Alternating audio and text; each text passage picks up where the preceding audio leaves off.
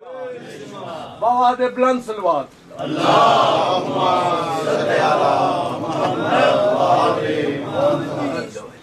سورۃ الفاتحہ۔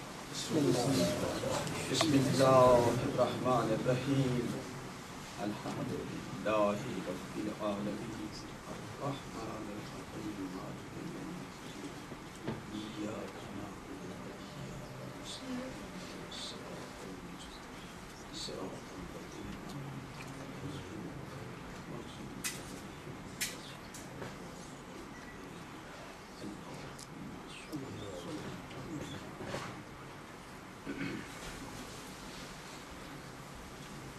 اعوذ باللہ من الشیطان الرجیم،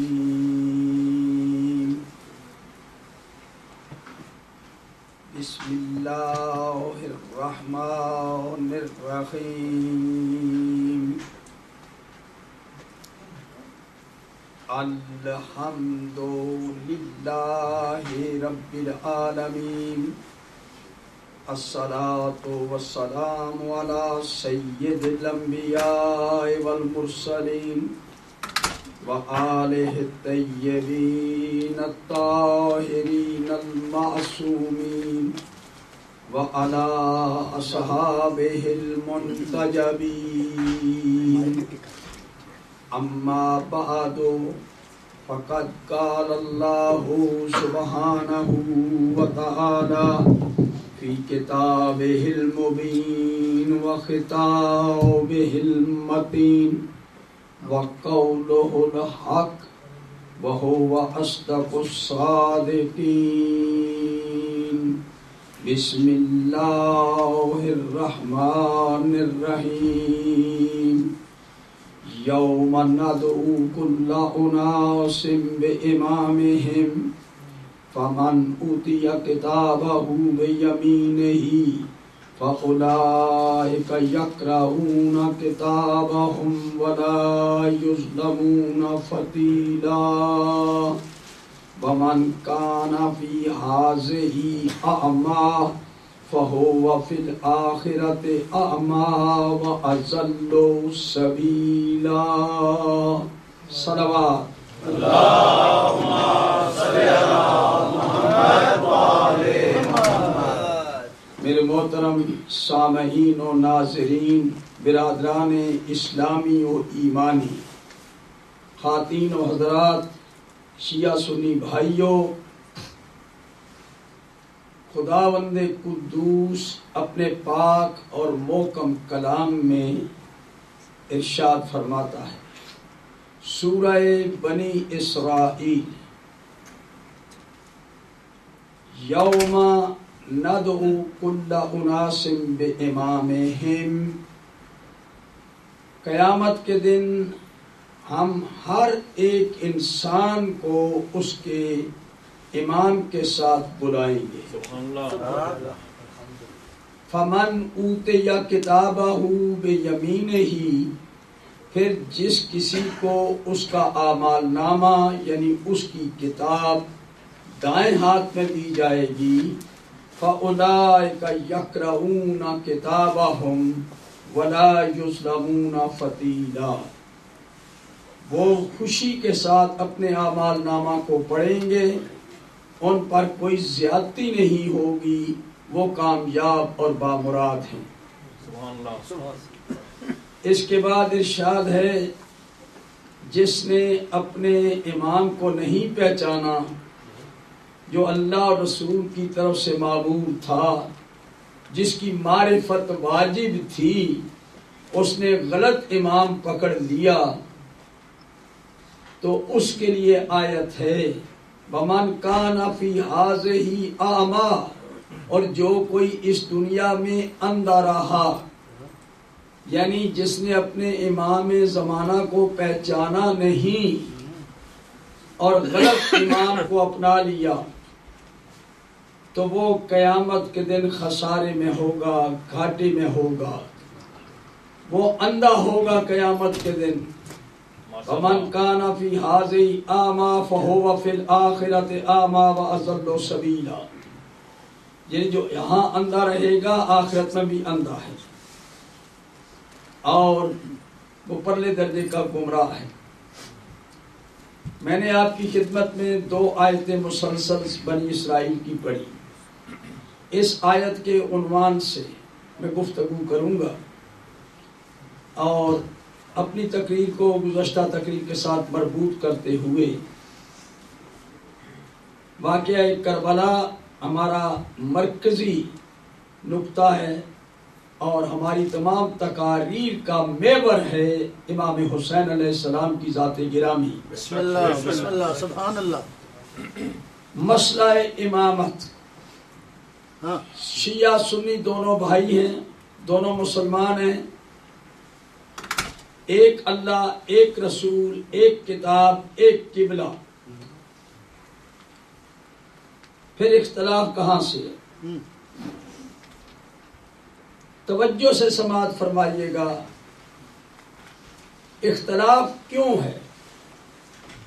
اللہ تبارک و تعالی نے بڑی تاکید کے ساتھ، رسول اکرم نے تاکید مزید کے ساتھ بار بار اس پر زور دیا کہ دیکھو فرقے نہ بننا، تفریق نہ کرنا۔ ارشاد الہی ہے وَلَا تَكُونُوا كَالَّذِينَ تَفَرَّقُوا وَاخْتَلَفُوا مِن بَعْدِ مَا جَاءَهُمُ الْبَيِّنَاتُ وَأُولَٰئِكَ لَهُمْ عَذَابٌ عَظِيمٌ۔ سورہ آل عمران سے میں نے آیت پڑھی، تاکید ہو رہی ہے، اللہ تبارک و تعالیٰ کی طرف سے اعلان ہے کہ تمہارے اختلاف کی کوئی گنجائش نہیں چھوڑی۔ اختلاف وہاں ہوتا ہے جب چیز کوئی کلیئر نہ ہو، بات کوئی مبہم رہ جائے، اس میں گنجائش نکلتی ہے اختلاف کی، کوئی کچھ انٹرپریٹ کرے، کوئی کچھ انٹرپریٹ کرے۔ بڑی توجہ کا طالب ہوں، اللہ تعالیٰ کی ذات جس نے انسان کو پیدا کیا، جو ہر انسان کے لیے اس کا یہ دعویٰ ہے کہ جو اس کے دل میں خیال اٹھتا ہے میں اس کو بھی جانتا ہوں اور میں اس کی رگ حیات سے زیادہ اس کے قریب ہوں، اور میں نے جو فیصلے کیے ہیں میرے فیصلے حتمی ہیں، میرے کسی فیصلے پر شک نہ کرنا۔ توجہ، حتمی فیصلے ہیں۔ اور اعلان قدرت ہوا وَمَا كَانَ لِمُؤْمِنٍ وَلَا مُؤْمِنَةٍ إِذَا قَضَى اللَّهُ وَرَسُولُهُ أَمْرًا أَن يَكُونَ لَهُمُ الْخِيَرَةُ مِنْ أَمْرِهِمْ وَمَن يَعْصِ اللَّهَ وَرَسُولَهُ فَقَدْ ضَلَّ ضَلَالًا مُبِينًا۔ ارشاد الہی سورہ احزاب میں کسی مومن مرد اور کسی مومنہ خاتون کو اس بات کی اجازت نہیں ہے کہ جب اللہ اور رسول کسی بات کا فیصلہ کر دیں، کوئی ڈیسیژن دے دے حتمی، اس ڈیسیژن میں کوئی ترمیم، تنسیخ، کوئی رد و بدل، کوئی الٹریشن کسی کو اتھرائز نہیں ہے۔ ہم نے جو فیصلے کیے ہیں وہ حتمی ہیں اور قیامت تک کے لیے اپلیکیبل ہیں۔ کسی مومن مرد کو اور کسی مومنہ خاتون کو یہ جسارت نہیں کرنی چاہیے کہ اللہ اور رسول کے طے شدہ امور کو، جن مسائل کو اللہ اور رسول نے حل کر دیا ہے، نوح انسانی کی ذریات کے لیے اور ختم نبوت اس وقت تک اعلان نہیں کیا، تکمیل دین کا اس وقت تک اعلان نہیں کیا جب تک نوح انسانی کو پیش آنے والے قیامت تک کے لیے تمام مسائل کا حل اللہ نے اس قرآن میں نہیں رکھ دیا۔ اور تمام یعنی جتنے بھی نا سمجھ لوگ یہ خیال کرتے ہیں کہ جی فلاں چیز واضح نہیں، فلاں چیز واضح نہیں، فلاں میں ابہام ہے، فلاں میں ایمبیگوٹی ہے، لہذا لوگوں نے اپنی ذات سے پھر اجتہاد کرنے شروع کیے۔ توجہ ہے آپ کی؟ بسم اللہ پھر راستے الگ الگ نکلے۔ توجہ، ایسا نہیں، اللہ تبارک و تعالی نے کوئی ابہام، کوئی ایمبیگوٹی، کوئی تذبذب اور تردد نہیں چھوڑا کہ لوگوں کو سمجھ میں نہ آئے اور وہ ناسمجھی کی وجہ سے اپنے اپنے اجتہاد کر کے تو فرقے بنا لیں، ہرگز نہیں۔ اب یہ جو آیت میں نے آپ کو سامنے پڑھی ہے، اس کے ساتھ لفظ بینہ استعمال ہوا ہے، بینات۔ اللہ تبارک و تعالیٰ فرما رہا ہے کہ تم پچھلی قوموں کی طرح یعنی بنی اسرائیل اور نصارہ کی طرح نہ ہو جانا کہ انہوں نے بینات کے آ جانے کے بعد اختلاف کیا اور فرقے فرقے بن گئے اور اللہ تعالیٰ کے عذاب کا شکار ہو گئے۔ تم ایسا نہ کرنا، بینات کے آ جانے بعد گنجائش نہیں ہے اختلاف کی۔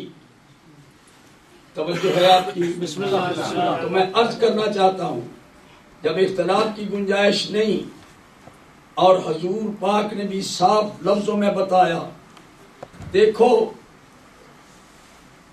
میں مدینے میں ایک اونچی پہاڑی پر رسول اللہ کھڑے ہیں، صحابہ کرام سامنے بیٹھے ہیں، تو رسول اکرم نے ایک بات کہی، بخاری شریف سے نامی جلد سے پڑھ رہا ہوں،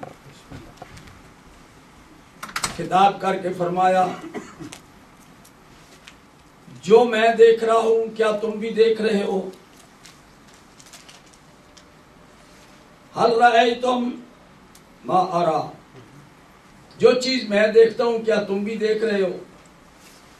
لوگوں نے کہا نہیں یا رسول اللہ، ہم تو کچھ نہیں دیکھ رہے۔ آپ نے فرمایا کہ ہاں میں دیکھ رہا ہوں، فتنے تمہارے گھروں کے اوپر گر رہے ہیں، فتنے تمہارے گھروں پر گر رہے ہیں بارش کے قطروں کی طرح۔ توجہ ہے؟ موسلا دھار بارش کی طرح فتنے تمہارے گھروں کے اوپر گر رہے ہیں اور مجھے نظر آ رہے ہیں، تو خبردار فتنوں کا شکار ہو کر تفریق نہ کرنا، فرقہ بندی نہ کرنا، فرقہ بندی سے بچو، فتنوں سے بچو۔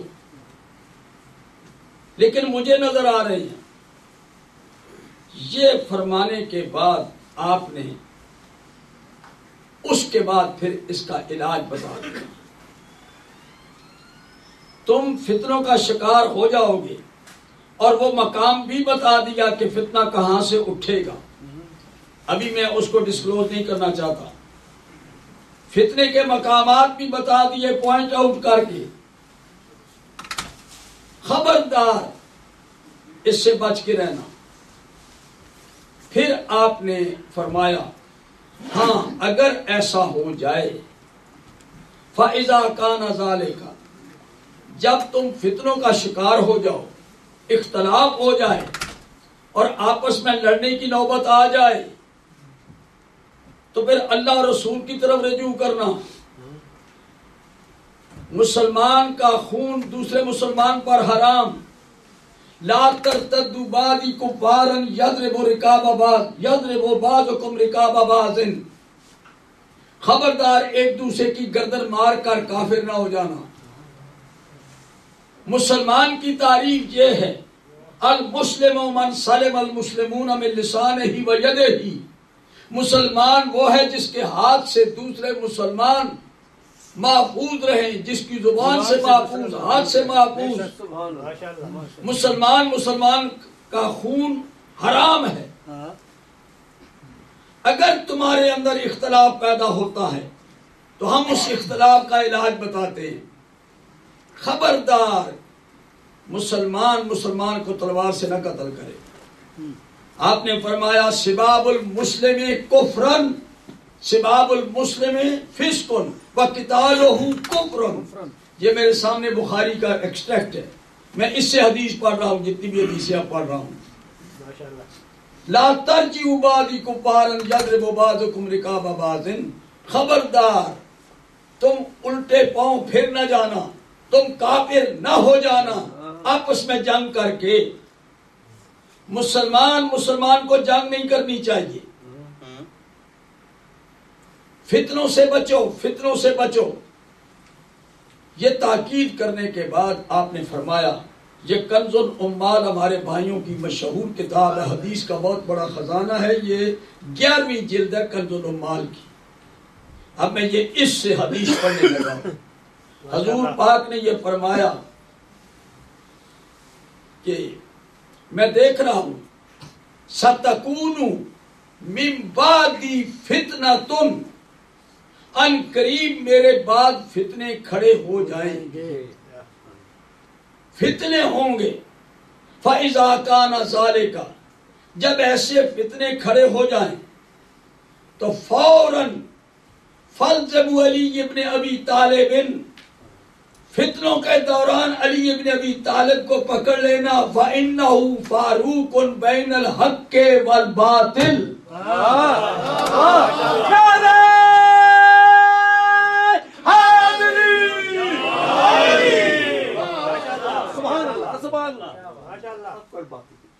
یا علی انت تبین، اے علی تو بیان کرے گا، مختلف، جو اختلاف بندے کریں گے، جو اختلاف ہوگا امت میں، افراد میں، اس کو تو دور کرے گا۔ حضور ارشاد فرماتے ہیں کہ علی معیار ہے، علی حق کے ساتھ ہے، حق علی کے ساتھ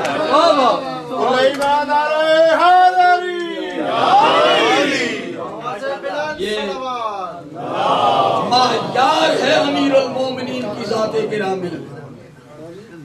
انت تبین مختلف فیہ، جس میں یہ لوگ اختلاف کریں گے اس کو تو واضح کرے گا، واضح دلیل کے ساتھ۔ کیوں؟ اس لیے کہ تمام مسائل کا حل اس قرآن مجید میں ہے۔ فرما دیا وَلَقَدْ ضَرَبْنَا لِلنَّاسِ فِي هَذَا الْقُرْآنِ مِنْ كُلِّ مَثَلٍ لَعَلَّهُمْ يَتَذَكَّرُونَ، ہم نے اس کتاب کے اندر نوع انسانی کو پیش آنے والے، مسلمانوں کو پیش آنے والے تمام مسائل کا حل اس میں رکھ دیا ہے۔ سبحان اللہ۔ تبیان لکل شے، ہر شے کا بیان واضح اس میں موجود ہے۔ یہ بینہ ہے، روشن دلیل ہے، ہدایت کی کتاب ہے، دیکھنے میں مختصر، معنوی اعتبار سے پوری کائنات اپنی لپیٹ میں لیے ہوئے ہے۔ الفاظ لمیٹڈ ہیں مگر اس کے معنی اور مطالب ان لمیٹڈ۔ اس کتاب کو کتنا عرصہ ہو گیا؟ کل میں نے تقریر میں ایک جملہ کہہ دیا جو ساونٹ سے ایک مسٹیک ہو گئی۔ میں نے کہہ دیا تھا کہ واقعہ کربلا آج سے 1334 سال پہلے، 34 نہیں 74 سال پہلے، 1374 سال ہو چکے ہیں واقعہ کربلا۔ حضور یہ مسئلہ کیا ہے؟ اختلاف امت کیوں ہوا؟ تاکید اللہ کی طرف سے وَاعْتَصِمُوا بِحَبْلِ اللَّهِ جَمِيعًا وَلَا تَفَرَّقُوا، اللہ کی رسی کو مضبوطی کے ساتھ تھام لو، فرقے فرقے نہ بننا۔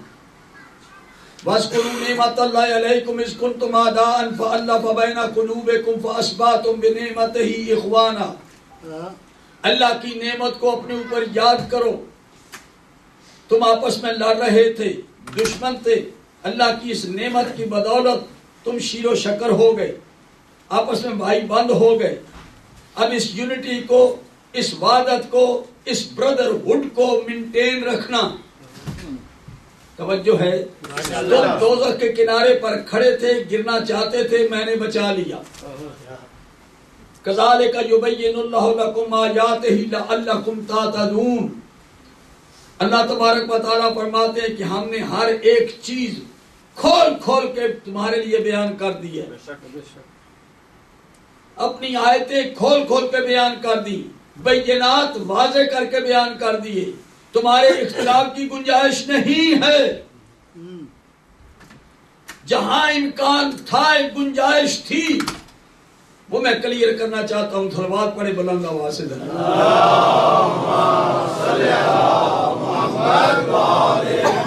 اللہ تعالیٰ کی ذات کا یہ فرمانا کہ ہر بندے کے دل میں جو خیال اٹھتا ہے میں اس کو بھی جانتا ہوں، پوشیدہ نہیں ہے۔ اللہ تبارک و تعالیٰ نے ارشاد فرمایا ہے کہ ہم دیکھ رہے ہیں تمہارے دلوں کے اندر کیا ہے، تمہارے بہکنے کا امکان ہے۔ تاکید پھر تاکید، اللہ کو یہ بھی علم تھا کہ میں نے کہا ہے کہ رسی کو مضبوط پکڑ لینا، فرقہ بندی سے بچ جاؤ گے۔ وَاعْتَصِمُوا بِحَبْلِ اللَّهِ جَمِيعًا وَلَا تَفَرَّقُوا، اللہ کی رسی کو پکڑ جاؤ، فرقے نہ بننا، تفریق نہیں ہوگی۔ اللہ کی رسی کو پکڑ لو سب کے سب مضبوطی کے ساتھ، کبھی ڈیوائڈ نہیں ہوگے، یہ اللہ نے حکم دے دیا۔ لیکن اللہ تبارک و تعالیٰ کو یہ بھی علم تھا کہ کچھ لوگ اس رسی کا ترجمہ اپنی مرضی سے کریں گے۔ اب رسی میں اور اس کتاب میں بڑا فرق ہے۔ لوگوں نے ترجمہ کر لیا جائے قرآن کو پکڑ لو، بس رسی سے مراد ہے قرآن، قرآن کو پکڑ لو، فرقے نہیں بنو گے۔ سب مفسرین لکھ رہے ہیں بڑا زور دے کے کہ رسی سے مراد اسلام، رسی سے مراد قرآن، توجہ ہے نا؟ بہت سے معنی کر دیے کہ رسی سے یہ مراد، رسی سے یہ مراد، اللہ تعالیٰ جانتا تھا۔ آگے اللہ تعالیٰ نے اس کا ذکر کرنے کے بعد اگلی آیت میں بیان کیا، مسلسل آیتیں ہیں یہ۔ كَذَلِكَ يُبَيِّنُ اللَّهُ لَكُمْ آيَاتِهِ لَعَلَّكُمْ تَهْتَدُونَ، تمہاری ہدایت کے لیے ہم کھول کھول کے بیان کر رہے ہیں اپنی آیتیں تاکہ کوئی ایمبیگوٹی، ابہام نہ رہ جائے۔ اب اللہ تعالیٰ نے دیکھا کہ لوگ ترجمہ کر رہے ہیں کہ یہ کتاب، رسی سے مراد کتاب، کتاب کو پکڑ لو۔ بھائی اگر رسی سے مراد یہ کتاب تھی تو یہ قرآن کا لفظ قرآن مجید میں 70 مرتبہ آیا ہے، تو یہاں بھی اللہ کہہ سکتا تھا کہ قرآن کو پکڑ لو، رسی کہنے کی کیا ضرورت تھی؟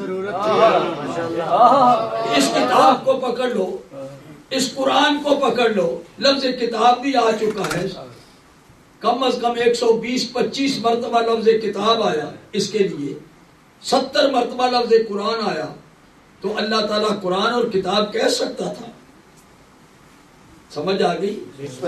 وَاعْتَصِمُوا بِقُرْآنِ الْحَمِيدِ، بِقُرْآنِ الْمَجِيدِ، وَاعْتَصِمُوا بِكِتَابِ الْحَكِيمِ کہہ سکتا تھا، وَلَا تَفَرَّقُوا، لیکن اللہ نے کہا رسی، تو یاد رکھیے گا قرآن کے معنی اور ہیں، کتاب کے معنی اور ہیں، اور رسی کے معنی اور ہیں۔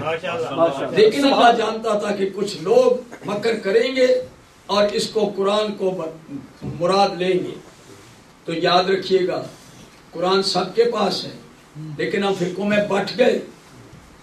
بتائیے فرقوں میں بٹے یا نہیں؟ یہ میرے سامنے اپنے بھائیوں کی مشہور کتاب ہے عقائد کی، یہ چھوٹی موٹی کتاب نہیں ہے، یہ سوچی سمجھی پلاننگ کے تحت عقائد مینٹین کیے گئے، لکھ کے لوگوں کو دیا گیا ہے۔ یہ امام اعظم ابو حنیفہ کی کتاب ہے فقہ اکبر، شرح لکھی ہے ملا علی قاری نے۔ اس کتاب کی ابتدا میں لکھا ہوا ہے جناب رسالت میں آپ نے فرمایا میری امت 73 فرقوں میں بٹ جائے گی۔ توجہ ہے آپ کی؟ یہ کتاب کا سٹارٹ ہے یہاں سے، اور یہاں پر حضور کا فرمان دیا ہوا ہے ان قریب میری امت 73 فرقوں میں بٹے گی، 72 دوزخ میں جائیں گے، ایک جنت میں جائے گا۔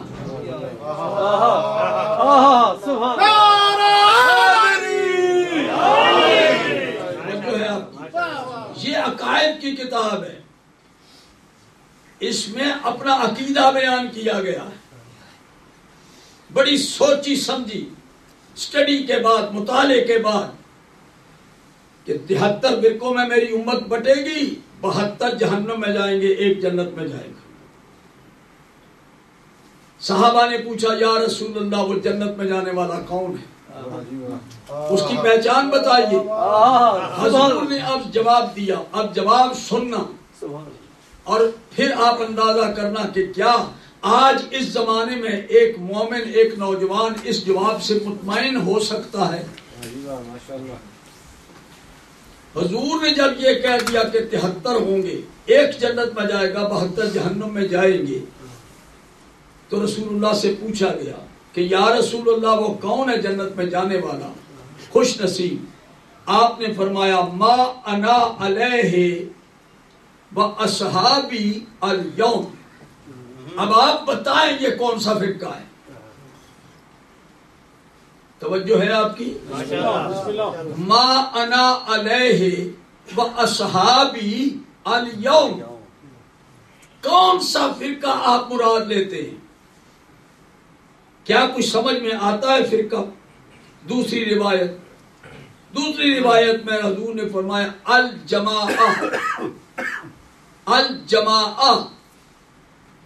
اب یہ الف لام تعریف کا ہے، ایک خاص گروہ، ایک خاص جماعت یا پورا اجماع امت۔ توجہ ہے؟ اب اس سے تو بات واضح نہیں ہوئی۔ اب کون اس وقت فرقے ہمارے درمیان جتنے بھی ہیں ان کے نام اپنے اپنے ہیں اور وہ پہچانے جاتے ہیں۔ رسول اکرم نے کسی فرقے کا واضح نام نہیں لیا، یعنی جواب بھی دیا تو مبہم۔ کلیئر ہوا یا نہیں آپ کو؟ اس سے کوئی معنی نہیں سمجھ میں آتے۔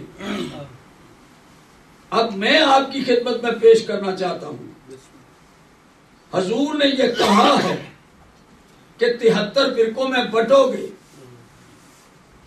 ایک جنت میں جائے گا، اور فتنوں میں علی کو پکڑ لینا۔ فَإِنَّهُ فَارُوقٌ بَيْنَ الْحَقِّ وَالْبَاطِلِ، علی حق اور باطل میں فرق کرنے والا ہے۔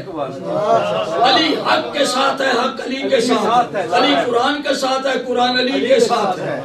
علی مجھ سے ہے، میں اس سے ہوں۔ ماشاءاللہ۔ اور علی کے پاس اس کتاب کا علم ہے، یہ کتاب بولے گی نہیں، تم اس کو کنسلٹ کرو گے تو سوچ کے ترجمہ اپنی خواہش کے مطابق کرو گے، کتاب تمہارا ہاتھ نہیں پکڑے گی۔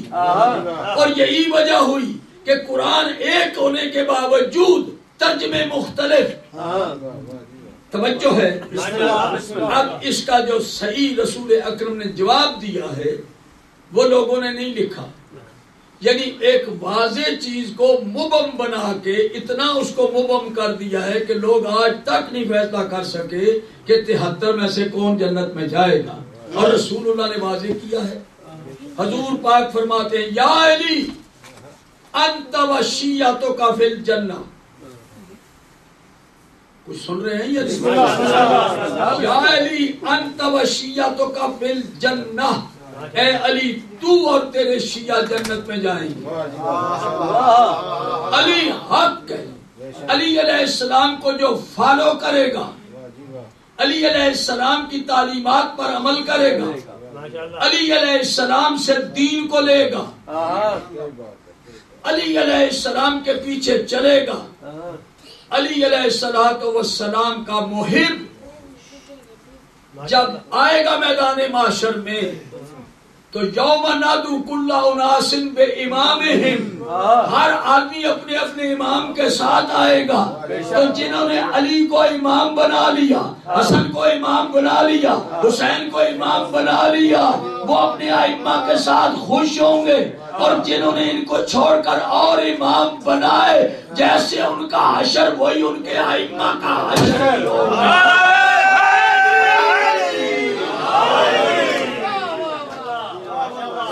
کون بناتا ہے؟ فرقہ امام بناتا ہے۔ توجہ ہے آپ کی؟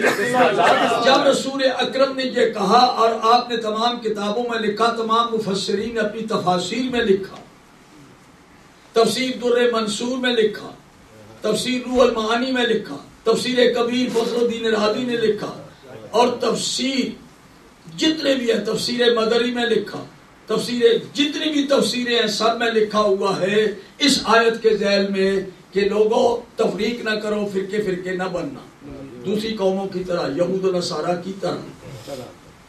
لیکن پھر بٹ گئے۔ اب جب بٹ گئے ہیں تو ایمان سے بتائیں یہ فرقہ بنایا کس نے؟ فرقہ امام بناتا ہے، نبی نہیں بناتا۔ فرقے امام بناتے ہیں، اس کا مطلب ہے کہ 72 امام 72 امام،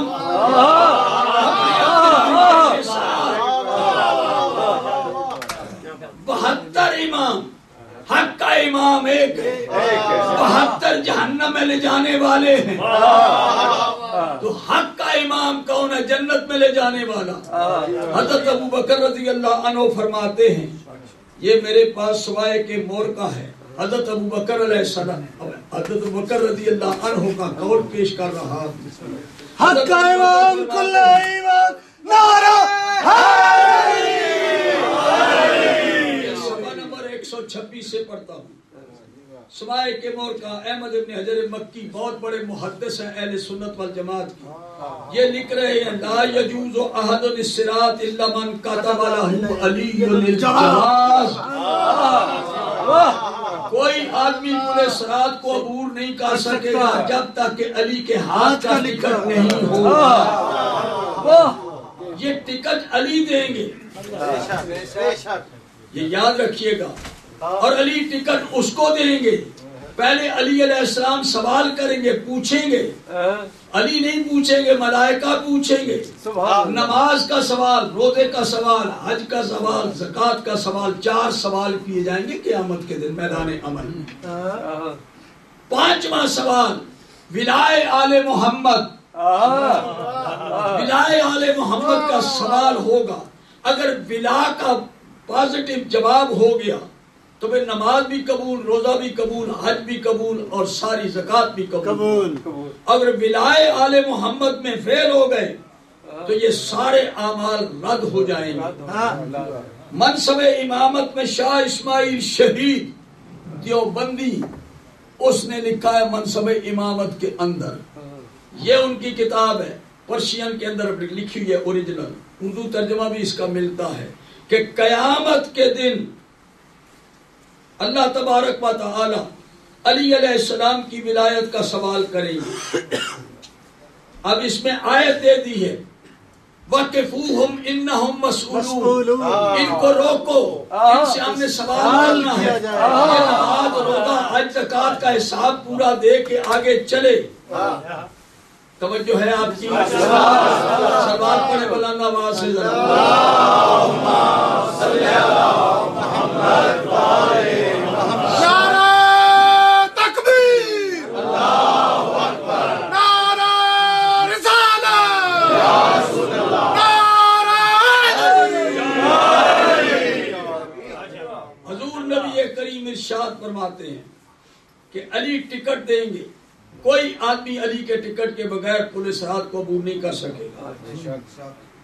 یہ میں آپ کی خدمت میں پیش کر رہا ہوں سوائے کے مورکا سے، اور اس سے بھی بہتر اور زیادہ اتھینٹک کتاب ہے ریاض النظرہ محب الدین تبری کی۔ اتفاق سے وہ ابھی ساتھ نہیں لایا، وہ رہ گئی ڈیرے پر۔ ریاض النظرہ محب الدین تبری، اس نے صاحب لکھا ہے کہ جس وقت جہنم کے اوپر ماؤنٹ کیا جائے گا صراط کو، یہ میدان معاشر ہے، یہاں سے لوگ چلیں گے اور واسطہ پڑے گا پل صراط سے، پل صراط کے اوپر سے گزر کر ادھر پار جنت ہے۔ تو اس جنت پل صراط کو عبور کرنے کے لیے جب تک علی علیہ السلام کے ہاتھ کا جواز نہیں ہوگا کوئی آدمی پل صراط کو عبور نہیں کر سکے گا۔ اگر جائے گا تو پھر گر جائے گا۔ یہ ہمارے بھائیوں نے اس کو تسلیم کیا ہے، اور یہ کتاب بڑی معتبر میں پیش کر رہا ہوں آپ کے سامنے۔ یہ تو ابھی ہمارے دور کا آدمی ہے، شاہ اسماعیل شہید، شاہ ولی اللہ کا پوتا ہے۔ توجہ ہے آپ کو؟ بسم اللہ۔ ہزارے میں ان کا مزار ہے۔ گزار ہے۔ منصب کتاب لکھی، امامت کے موضوع پر کتاب لکھی، اور اس کتاب کے اندر لکھا جو آیت میں نے پڑھی اس کے ذیل میں لکھا یوم ندعو کل اناس بامامہم کے ساتھ لکھا ہر انسان اپنے امام کو ساتھ بلایا جائے گا، امام علی حق ہے، لہذا کسی امام کو کوئی اتھرائز نہیں کیا جائے گا کہ وہ ٹکٹ دے اپنے ماننے والوں کو بخشوائے، صرف علی ٹکٹ دے گے اور علی کے محب جنت میں جائیں گے۔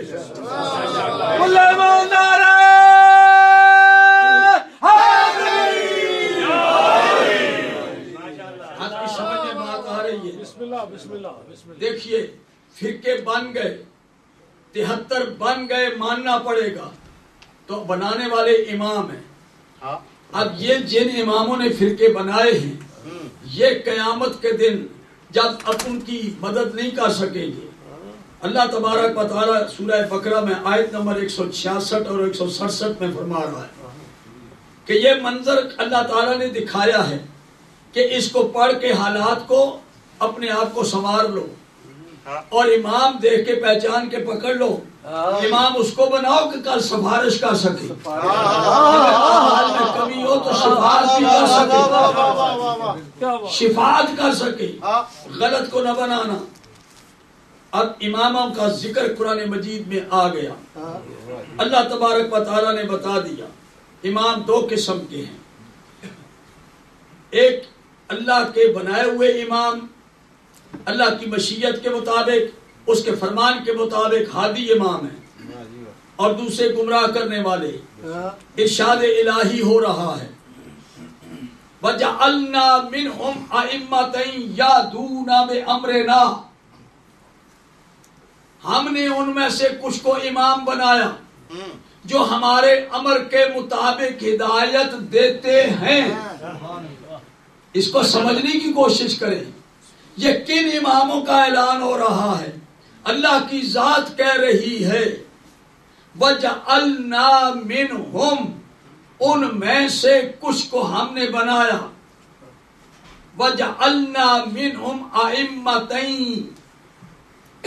توجہ، یَهْدُونَ بِأَمْرِنَا، ہم نے ان میں سے کچھ کو امام بنایا جو ہمارے امر کے مطابق، ہماری ہدایات کے مطابق، ہماری انسٹرکشنز کے مطابق لوگوں کو ہدایت دیتے ہیں۔ ایمان سے بتانا یہ اللہ کی ذات کنفرم کر رہی ہے کہ کچھ بندے ہیں جو اللہ نے امام بنائے ہیں اور وہ اللہ کی منشا کے مطابق ہدایت دیتے ہیں۔ سبحان اللہ۔ اب رسول کہتے ہیں من مات ولم یعرف امام زمانے ہی فقط مات میتۃ جاہلیہ، اسی کتاب سے یہ حدیث پڑھ کے پیش کر رہا ہوں، جس نے اپنے زمانے کے امام کو نہیں پہچانا وہ مر گیا، جہالت کی موت مرا، یعنی ایسے جیسے کافر مر گئے، اسلام لائے بغیر مر گئے ویسا وہ مر جائے گا اگر اس نے امام کو نہیں پہچانا۔ تو اللہ کے کلام میں اور رسول اللہ کے کلام کو جوڑیں گے، بات ثابت ہو جائے گی۔ تو یہ کون امام ہیں جن کی اللہ کی ذات کنفرمیشن کر رہی ہے کہ وہ میرے امر کے مطابق ہدایت دیتے ہیں؟ یادون بامرنا، کیوں بنایا؟ لما صبروا وکانوا بآیاتنا یوقنون، ہم نے ان کو پہلے آزمایا ہے، مصیبتوں میں آزمایا، بڑے پرچے ان کے لیے، امتحان لیے، پورے اترے، یقین کامل رکھتے تھے، ہم نے چن کے ان کو امام بنا دیا ہے۔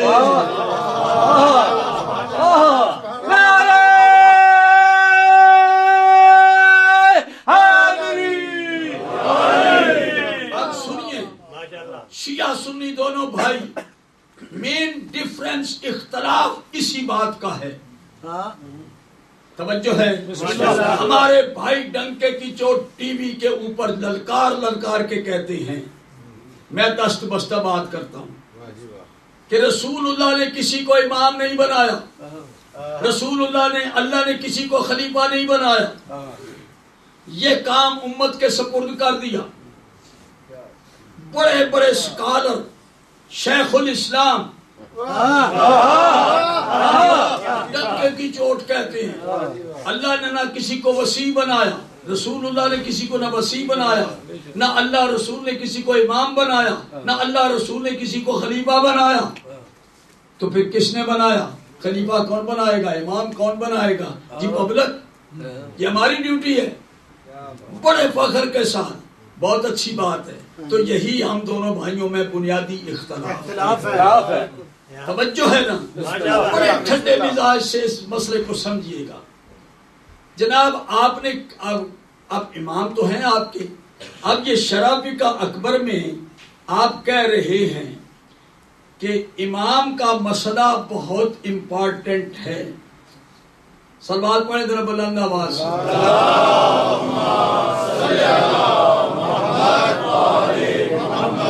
یہ سوا نمبر 146 سے پڑھ رہا ہوں شرافی اکبر سے۔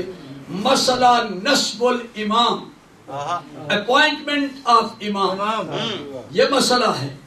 توجہ ہے، اپنا عقیدہ بیان کرتے ہیں۔ کہتے ہیں کہ امام کا ہونا جناب ختمی مرتبت کے بعد ان کے خلیفہ اور امت کے امام کا ہونا، رسول اللہ کا جانشین، ان کا سکسیسر، اس کا وجود لازم ہے۔ ساری امت اس اہمیت کو ریئلائز کرتی ہے کہ there must be someone to guide the people after the holy prophet۔ توجہ ہے، اس پر سب کا اتفاق ہے۔ تمام مسلمان اس حقیقت کو تسلیم کرتے ہیں کہ جناب ختمی مرتبت کے جانے کے بعد ان کا جانشین ہونا چاہیے۔ اس کی اہمیت کو پیش کیا اور فوری طور پر لکھتے ہیں کہ اب اس کو کون اپوائنٹ کرے گا۔ لکھتے ہیں کہ اختلاف اس بات میں ہے کہ ہونا تو سب کے نزدیک ضروری ہے، لازم ہے کہ رسول اللہ کے بعد ان کا جانشین ہونا چاہیے، جو رسول اللہ کی نیابت کرے، ان کے قدم بقدم چلے اور امت کو گائیڈ کرے۔ یہاں یہ بات بھی سمجھ لیں، ایک ہی شخص ہوگا جو رسول اللہ کی نسبت سے ان کا خلیفہ ہوگا۔ خلیفہ کے معنی پیچھے آنے والا، امام کے معنی آگے جانے والا۔ امت کے حوالے سے وہ امام ہوگا، امت کو لیڈ کرے گا۔ رسول کے حوالے سے ان کا خلیفہ ہوگا، وہ رسول کے پیچھے چلے گا، امت کو لیڈ کرے گا۔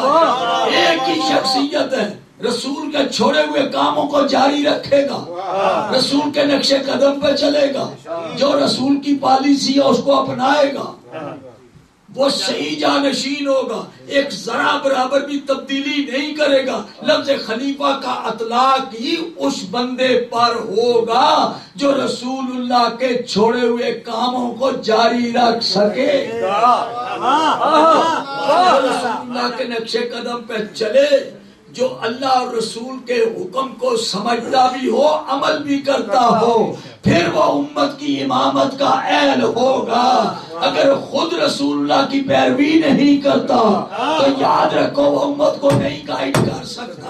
امت کو گائیڈ کرنے کے لیے رسول کا خلیفہ ہونا ضروری، اور خلافت کے معنی یہ ہے کہ ان کے قدم پر قدم چلے، ان جیسا علم ہو، ان جیسا اخلاق ہو، ان جیسی سیرت ہو، ان جیسا کردار ہو۔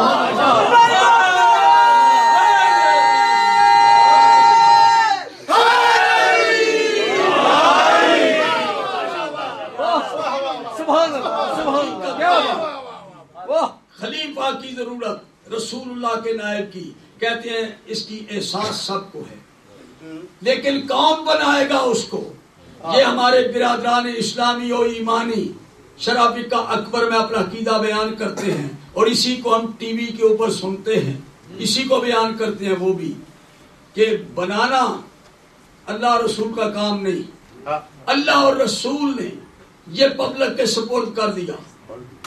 وَأَمْرُهُمْ شُورَى بَيْنَهُمْ، اس امر کو شورا کر کے، میٹنگ کر کے، صلاح مشورے سے اپنا امام چن لو، رسول کا جانشین چن لو۔ توجہ ہے آپ کی؟ اپنا جانشین، رسول کا جانشین، اپنا امام چن لو، پبلک کے ذمہ کر دیا۔ چنانچہ ادھر رسول اللہ کا جسد اطہر تجہیز و تکفین کے لیے پڑا ہوا ہے، دنیا مسجد نبی میں گلی کوچے میں رو رہی ہے، بنو ہاشم جناب ماتم کر رہے ہیں، رسول جہاں اٹھ چکے ہیں، اور جناب کچھ آدمی چوری چھپے ایک جگہ پر جا کے انہوں نے چھوٹی سی میٹنگ رچائی، اور میٹنگ کے اندر انہوں نے جناب خلافت کو طے کیا اور امامت کا انتخاب کیا کہ جی اس کی بڑی اہمیت ہے، لہذا انہوں نے صاف لکھا کہ ہمارے بزرگوں نے رسول اللہ کی تجہیز و تکفین کو التوا میں ڈالا اور پہلے اس امپارٹنٹ ایشو کو حل کیا کہ کوئی بے امام نہ مر جائے۔ یہاں حدیث کوٹ کی کہ جو بغیر امام کے مر گیا وہ جاہل مر گیا، اس حدیث کو کوٹ کر رہے ہیں۔ کیا دلیل پیش کی ہے؟ سبحان یہ اللہ۔ بہت ضروری تھا کہ کوئی نہ کوئی امام ہونا چاہیے۔ ہم نے رسول اللہ کی تجہیز و تکفین کو التوا میں رکھا اور فوری طور پر انتخاب کیا۔ اب سنیے ذرا، حضرت ابو بکر بندوں کے چنے ہوئے، حضرت عثمان بندوں کے چنے ہوئے، حضرت عثمان بندوں کے چنے ہوئے، امیر المومنین علی ابن ابی طالب چوتھے نمبر پر بندوں کے چنے ہوئے، اور پانچویں نمبر پر کون؟ اب اسی کتاب سے میں پڑھ رہا ہوں، اسی کتاب سے 12 نام میں نے بتانے ہیں، اسی کتاب سے۔ حضور کی حدیث ہے بڑی واضح، حضور کی حدیث ہے بڑی واضح، لا یزال ھذا الدین قائما، اس دین کو زوال نہیں آئے گا، یہ دین قائم رہے گا، حتی یمضی علیہ 12 خلیفۃ، جب تک کہ 12 خلیفے موجود ہیں، 12 خلیفوں تک اسلام قائم رہے گا، اسلام کو زوال نہیں آئے گا۔ منصب امامت والے نے اپنی خطاب شروع کرتے ہوئے کتاب کا پہلے یہ حدیث دی ہے، پہلے صفحے کے اوپر۔ اب یہ حدیث سنیے، منصب امامت شاہ اسماعیل شہید، یہ حدیث 9 طریقوں سے مسلم میں ہے، 3 طریقوں سے بخاری میں ہے، 1 طریقے سے ابو داؤد میں ہے، اور کم از کم 38 طریقوں سے یہ حدیث معجم کبیر میں ہے۔ حضور یہ فرماتے ہیں لا یزال ھذا الدین قائما، اس دین کو زوال نہیں آئے گا، یہ دین قائم رہے گا، اپنی پوری رہنائیوں کے ساتھ، پورے لوازمات کے ساتھ، پوری شرائط کے ساتھ، اپنی خوبیوں کے ساتھ، توجہ ہے، اپنی پوری سینکٹی تقدس کے ساتھ، اپنی اصلی شکل میں دین قائم رہے گا، حتی یمضی علیہ 12 خلیفہ، 12 خلیفوں تک۔ اب اس میں انہوں نے لکھا، اب حدیث دوسری ہے، انہوں نے لکھا ہے لا یزال ھذا الدین قائما حتی تقوم الساعۃ او یکون علیہ 12 خلیفۃ، یہ دین نہیں مٹے گا، ان 12 کا ڈیوریشن قیامت تک ہے، 12 ہوں گے نہ جائیں گے قیامت تک، قیامت تک دین جائے گا، دین کو زوال نہیں آ سکتا، مسلمان کو زوال آ سکتا ہے، مسلمان کو تباہی آ سکتی ہے، مسلمان گمراہ ہو سکتا ہے، لیکن دین اپنے قائم ہے اپنے مقام پر۔ اب دین کو پرسانیفائی کریں، کون ہے وہ دین؟ پہلا حضور کی ذات ہے مکمل دین، مجسم دین، اس کو دین قیم کہتے ہیں۔ دین اپنی شرائط کے ساتھ قائم ہے۔ حضور کتابوں میں لکھا ہوا کچھ اور ہے، جو چاہیں لکھتے رہے، لیکن یاد رکھنا دین رسول اللہ کی ساری زندگی، ان کا اٹھنا بیٹھنا چلنا پھرنا دین ہے، رسول اللہ مجسم دین ہے۔ اب رسول اکرم کہتے ہیں حسین و منی و انا من حسین، حسین مجھ سے ہے میں اس سے ہوں، اور اسی طرح سے آپ کے بڑے شاعر یعنی ایک ولی اللہ معین الدین چشتی اجمیری نے کہا، رسول اللہ کی حدیث پہ غور کیا، واقعہ کربلا کو آنکھوں کے سامنے رکھا، وہ کسی کا لحاظی نہیں ہے، وہ ایک آدمی عارف کامل، اس نے کہا شاہ است حسین، بادشاہ است حسین، دین است حسین، دین پناہ است حسین، سرداد نداد دستر تجدید حقا کے بنا لا الہ است حسین۔ محمد آل محمد صلی اللہ علیہ وسلم۔ یہی سلسلہ کل جاری رہے گا. سنیں رسول اللہ نے فرمایا 12 خلیفے یہ امت کے امام یہ دین کے امام ہیں. میں آپ کی خدمت میں یہ پیش کرنا چاہتا ہوں اپنے بھائیوں کی معتبر کتاب. یہ امام زین العابدین کے اوپر کتاب لکھی ہے مفتی انہوں نے لکھا. انہوں نے کہا امام زین العابدین علیہ السلام اور امامت ائمہ اہل بیت کل 12 ہیں. سب کے سب یہ ان کے نام لکھے. اول علی علیہ السلام کے بعد پورے ترتیب بار امام مہدی علیہ السلام کے نام تک کہتے ہیں یہ ائمہ اہل بیت 12 امام. اب یہ ان کی امامت کس چیز کی ہے؟ یہ ائمہ اہل بیت طریقت کے امام، ولایت کے امام، دین اسلام کے امام، طریقت کے ولایت کے دین اسلام کہتے ہیں یہ دین کے امام ہیں. امام اعظم مذہب کا امام، امام شافعی مذہب کا امام، مالک مذہب کا امام، حنبل مذہب کا امام. مذہب کا امام بنتے ہیں اجتہاد سے، اس لیے ان میں اختلاف آ گیا. وہ ہیں مجتہد، وہ ہیں مذہب کے امام، وہ ہیں فرقوں کے امام، اور ہم نے دین کو پکڑا ہے.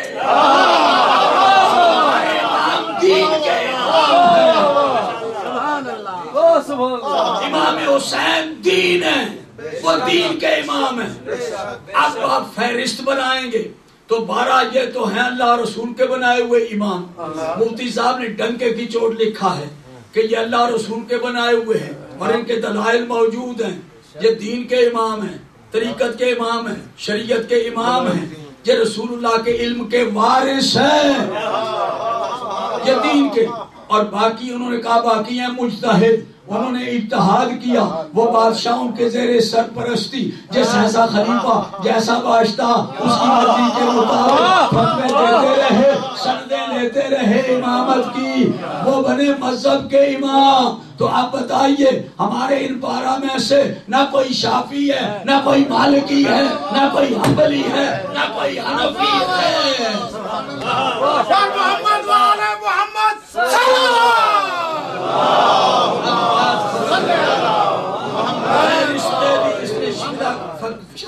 اکبر اس نے دے دیا اس حدیث کو پیش کر کے. وہ 12 امام اہل سنت والجماعت کے نزدیک کون ہے؟ 12 امام اس سے پیش کرتا ہوں اہل سنت کی حدیث کے مطابق. کوئی اگر ناراض ہوں تو میں معذرت چاہتا ہوں، میں ادب کے ساتھ ان کو یعنی مشورہ دے رہا ہوں. اب رسول اللہ کی حدیث کا مطلب یہ تھا کہ رسول اللہ نے ان 12 کے بارے میں کہا پہلے 4 تو ٹھیک خلیفہ حضرت علی تک، 5واں معاویہ، 6واں یزید، 7واں عبد الملک، 11واں ولید بن عبد الملک. توجہ ہے؟ یعنی 7واں ہے عبد الملک بن مروان، اس کے بعد ولید بن عبد الملک، اس کے بعد سلمان بن عبد الملک، عمر بن عبد العزیز، اس کے بعد یزید ثانی، اس کے بعد حشام، اور اس کے بعد ولید کے بعد حشام تک 12 کے 12 خلیفے پورے ہو گئے. اب یہ ہے رسول اللہ کی حدیث کا مفہوم. اور حضور نے ان کے بارے میں کہا خدا کے لیے سمجھ.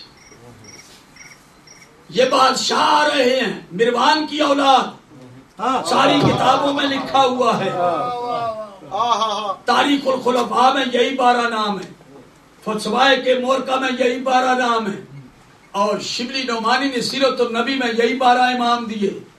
تو میرے محترم سامعین، اہل سنت نے رسول اللہ کی حدیث کے مطابق جن 12 کو گنا ان میں 6واں یزید. بتائیے کہ وہ دین کا امام ہے، دین کو برباد کر رہا ہے، لیکن جس کو دین کا درد تھا وہ سیدہ کا لال اٹھا، سارا جمہور اس کے ساتھ، اجماع اس کے ساتھ. سیدہ کے لال نے کہا کہ ہم یہ اجماع باطل کر کے رہیں گے.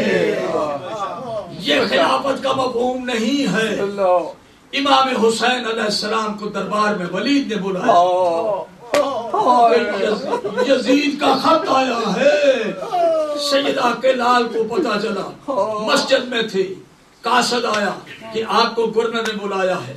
امام حسین علیہ السلام آئے، گھر میں آئے، اپنی بہن سے پوچھا، بہن سے مشورہ کیا کہ مجھے دربار میں بلایا گیا ہے، کوئی آپ مشورہ دیتی ہیں؟ تو نے کہا ہاں بھیا آپ جائیں، لیکن یاد رکھنا 1,24,000 انبیاء کی امانت آپ کی گردن پر ہے۔ حسین لاج رکھنا ہے نبیوں کی، نانا کی لاج رکھنی ہے۔ امام علیہ السلام تیار ہوئے، 30 جوانان بنی ہاشم کو ساتھ لیا، ولید کے دربار میں پہنچے۔ ولید کھڑا ہو گیا، استقبال کیا، کرسی پہ بٹھایا، یزید کا خط پڑھ کے سنایا۔ اس خط میں لکھا تھا کہ حسین کے سامنے میری بیعت پیش کریں، اگر وہ انکار کرتا ہے مان جائے تو ٹھیک، اگر انکار کرتا ہے وَبَسْ عَلَيَّ بِرَأْسِهِ تو پھر حسین کی گردن مار کے اس کا سر میرے پاس بھیج دے۔ یہ یزید کے الفاظ ہیں۔ امام علیہ السلام نے ولید کو کہا ایھا الامیر، غور سے سنو، ان آل بیت النبوہ معدن الرسالہ مختلف الملائکہ بنا فتح اللہ و بنا ختمہ۔ یہ یاد رکھو ہم اہل بیت نبوت ہیں، نبوت کی کان ہیں، معدن ہیں، فرشتے ہمارے گھر آتے جاتے ہیں، وحی کا ذکر ہمارے پاس ہوتا ہے۔ ہم سے اللہ نے کائنات کی ابتدا کی اور ہمارے اوپر کائنات کی انتہا ہوگی۔ وَيَزِيدٌ رَجُلٌ شَارِبُ الْخَمْرِ فَاسِقٌ مُعْلِنٌ بِالْفُسُوقِ وَقَاتِلُ النَّفْسَ الْمُحَرَّمَةَ۔ اور یزید کون ہے؟ فاسق ہے، شارب ہے، شراب پینے والا اور ناحق قتل کرنے والا، مولن بالفسوق علی الاعلان، فسق و فجور کا ارتکاب کرنے والا۔ او ولید سن، مثلی لا یبایع مثلہ، او میرے جیسا آدمی یزید جیسے آدمی کی بیعت نہیں کر سکتا۔ اللہ اکبر۔ مروان پاس کھڑا تھا، مروان لعین نے کہا ولید شکار ہاتھ آیا ہوا ہے، یا تو بیعت لے لو یا پھر سر قلم کرو۔ جب مروان نے سر کا نام لیا تو امام علیہ السلام کو جلال آ گیا۔ اور کبوت چشم کے بیٹے، تو میرے قتل کا نام لیتا ہے۔ آواز بلند ہوئی، حضرت عباس کے پاؤں میں آواز آئی، پاؤں کو ٹھوکر ماری، جوانان بنی ہاشم کو لے کے میدان دارالمارا میں داخل ہو گئے۔ حضرت عباس کو جلال آ گیا، شیر حیدری کا جو مظاہرہ کرنے لگے، تلوار کھینچی، آقا و مولا یہ ظلم کس نے کیا ہے؟ کون بے ادبی کر رہا ہے آپ کے ساتھ؟ جب تلوار دیکھی بلند، مولا نے کہا اصبر عباس، عباس صبر کرو، ابھی وہ وقت نہیں ہے، عباس صبر کرو۔ جوانان بنی ہاشم تیار ہیں کہ اس ملعون کو ہم کیبرے کردار تک پہنچائیں۔ مولا نے کہا نہیں، مدینہ تو رسول کی حرمت برباد ہو جائے گی۔ اللہ اکبر۔ ولید کھڑا ہو گیا، کہنے لگا مولا آپ جائیے۔ امام نے فرمایا یہ بیعت کا مسئلہ رات کی تاریکی میں طے نہیں ہوگا، اس کے لیے کھلا میدان چاہیے، ساری دنیا دیکھنے والی ہوگی، کھلا میدان ہوگا، بیعت کا کوئی سوال کرے گا، پھر پتا چلے گا کہ سیدہ کا لال رسول کا نوازا بیعت کرتا ہے، یہ کس سے بیعت کرائی جا رہی ہے؟ امام علیہ السلام وہاں سے نکلے، گھر پہنچے، آدھی رات گزر چکی تھی، زینب و کلثوم دروازہ ڈیوڑی پہ کھڑی ہے بہنیں۔ امام داخل ہوئے، زینب لپٹ گئی، کہنے لگی بھیا دربار میں گئے تھے، کیا ٹھہری، کیا فیصلہ ہوا؟ امام علیہ السلام نے اپنی خائر کو چوم لیا، کہا زینب اے میری ماں کی نشانی، یہ ظالم اب نہیں چاہتے کہ ہم اپنے نانا کے جوار میں رہیں، ہمیں یہاں سے جلا وطن ہونا پڑے گا۔ عزادارو، امام نے کہا کہ نانا کا دین بچانا ہے، زینب تم میرے ساتھ چلو گی؟ خدا کی قسم سیدہ نے کہا کہ حسین کربلا میں میرا حصہ بھی ہے، جب تیری شہادت ہو جائے گی تو پھر میں تیرے تعارف کرانے کے لیے تیرے مشن کی تبلیغ کروں گی، کوچہ اور بازاروں میں جا کر۔ امام علیہ السلام نے، وقت گزر گیا، اب میں مختصر کر رہا ہوں، قبر رسول پر گئے، قبر رسول پر گئے. السلام علیکہ یا نبی اللہ، السلام علیکہ یا نبی اللہ، انا حسین ابن فاطمہ فرخک ابن خرخطک. اے رسول اللہ میں فاطمہ کا بیٹا حسین ہوں، آپ کا نواسا ہوں. بسبتک الذی خلفتنی فی امتک، تو نے مجھے امت میں اپنا خلیفہ بنا کے چھوڑا تھا. قد ضیعونی و خذلونی لم یعبدونی. نانا اب یہ میری مدد نہیں کر رہے، مجھے کمزور کر رہے ہیں، کوئی میری حفاظت کا ذمہ نہیں لے رہا. نانا گواہ رہنا ان پر، انہوں نے مجھے چھوڑ دیا. امام علیہ السلام صبح تک رہے، نماز سے فارغ ہو کے آئے، گھر والوں کو کہا جلدی جلدی تیاریاں کرو، احکام جاری کیے. دوسرے دن پھر گئے قبر رسول پر. اب جب قبر رسول پہ آئے، امام حسین علیہ السلام نے کیا پکار کے کہا؟ السلام علیکہ یا رسول اللہ، السلام علیکہ یا رسول اللہ. یہ سلام دینے کے بعد پھر آپ نے اللہ کی طرف خطاب کیا. اللہم ھذا قبر نبی کا، پروردگارا یہ تیرے نبی کی قبر ہے، میں تیرے نبی کا نواسا ہوں، میں بڑی مشکلات میں گرفتار ہوں. میرے اللہ تو بہتر جانتا ہے، میں امر بالمعروف کو پسند کرتا ہوں، نہی عن المنکر کرنا چاہتا ہوں، امت کی رہنمائی کرنا چاہتا ہوں، مشکلات درکار ہیں. پروردگارا تو ایسا انتظام فرما کہ میں تیری مشیت کے مطابق، رسول اللہ کی مرضی کے مطابق دین کی خدمت کر سکوں. پروردگارہ اس قبر کا واسطہ، صاحب قبر کا واسطہ میری مشکلات آسان فرما.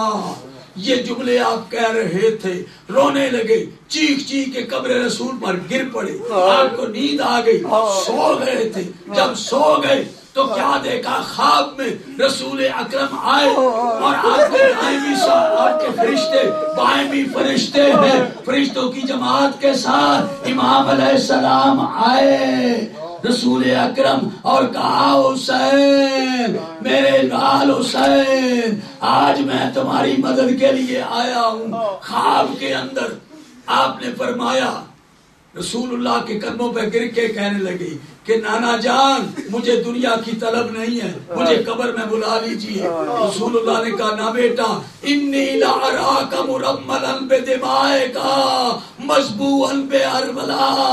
اے حسین میں تجھے کربلا میں خاک و خون میں لوٹتا ہوا دیکھ رہا ہوں. حسین تو قتل ہوئے گا، تو پیاسا ہوگا، امت مسلمہ قتل کرے گی اور یہ دین نہیں بچ سکتا.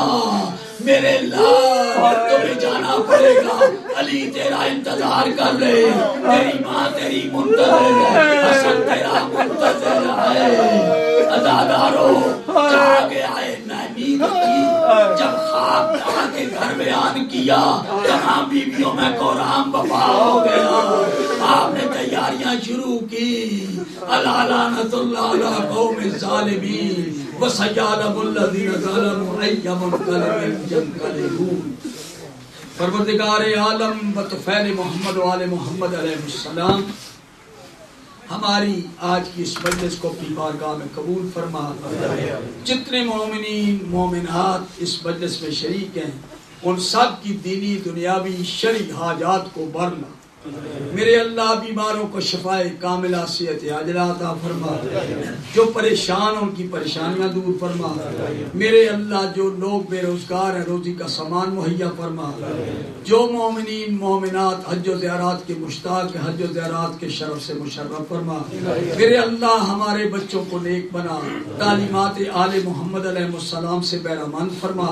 پروردگار عالم ہمارے بچوں کو اور ہم سب کو آل محمد کی تعلیمات پر عمل کرنے کی توفیق عطا فرما. میرے اللہ ہمارے دینی مراکز جہاں کہیں بھی ہیں پروردگارہ ان کی آباد کاری میں پروردگارہ انتظامیہ منتظمین جتنے بھی ہیں ان کی تائید غیبی سے امداد فرما، اس مرکز کو مضبوط سے مضبوط بنا میرے اللہ، یہ مرکز ہم سب کے لیے فائدہ مند ہو اور ہمارے بچوں کو استفادہ کرنے کے لیے جہاں لائبریری کا انتظام ہونا چاہیے، جہاں درس کا انتظام ہونا چاہیے، پروردگار ہمارے اس نیک ارادوں میں تکمیل کی ہم تجھ سے درخواست کرتے ہیں میرے اللہ، تائید غیبی سے ہماری امداد فرما میرے اللہ، مسلمانان عالم کو آپس میں اتفاق اور اتحاد کی توفیق عطا فرما پروردگار عالم، جہاں وہی میں مومنین مومنات ہیں ان کی عزت ناموس مال جان کی حفاظت فرما، مومنین لبنان فلسطین افغانستان عراق ایران اور مومنین بحرین مومنین